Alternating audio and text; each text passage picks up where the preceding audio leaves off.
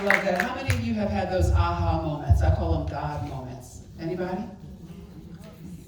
The next question goes to, and I love your name, by the way, Dr. Begona Caballero-Garcia. I wanted to ask you, as women, we all have a lot of the same issues. Some of the times we don't bring them forth out of maybe embarrassment or shame, or we think we're the only ones going through something, whether it might be personal or work-wise or medical.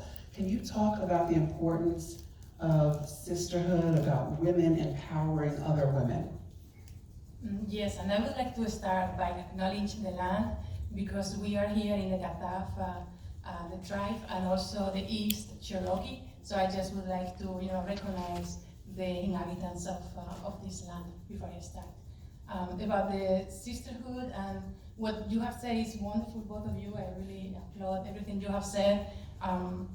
And it is very important to, of course, to lift other people, as Mariy was saying, and that's sisterhood. And the thing is that if we look at history, I was with some people celebrating the 100 years of the vote, but that vote was only for women. But then sometimes we forgot that that was only for white women, because the Black American, the Hispanic American, the Asian American, and the American indigenous, they did not get the vote until 1965.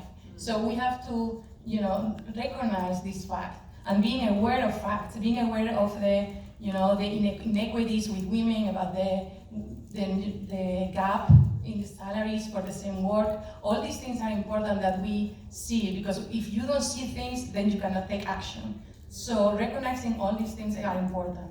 And about the sisterhood, something that Mariy was saying, how she would say, this person said that, who has been here in a meeting and they have a woman have said something and nobody said much about it, then a man says something, and then all of a sudden it's a great idea. Anybody here? Anybody? Yeah, well, what we need to do is to actually stand up, because we need to take action. And they say, actually, that idea that you just said, Mariy said, and I totally agree with Mariy, since she brought it up, and these are my points. So, you were saying that sometimes we're shy, sometimes we have, we're the only ones who have problems.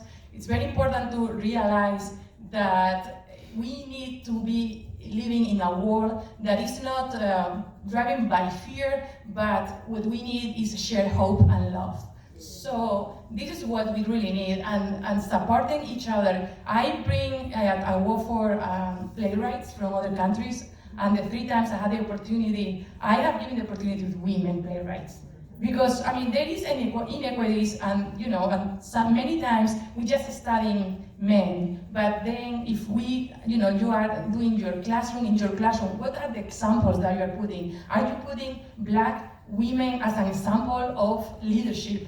Are you recognizing other peoples with another religions, and are we putting that as examples in the classroom? Are you realizing that different people have come into whatever it is? I talk about classroom because I'm a professor, but with different privilege, because not everybody are used to talk to professor, not everybody is able to speak up. As you were saying, some of us think that our problem is only our own.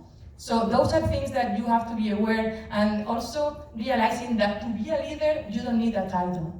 Everybody here in this room is a leader, if you want to. So I encourage everybody to support each other, to to speak up. If you see an injustice, I'm talking about a point of view as an anti-poverty advocate, and seeing, this world where we are, that is is all our thinking is binary. It's either good or bad, so this is sometimes it's the only way that we see things. But we need to, open our minds and see all the intersectionality that every person in this room brings, because it's not just, I'm Hispanic. No, there are many more things that everybody in this room has. So I encourage everybody to speak up when you listen to an injustice, and to try to get that world that would be, shared hope and love.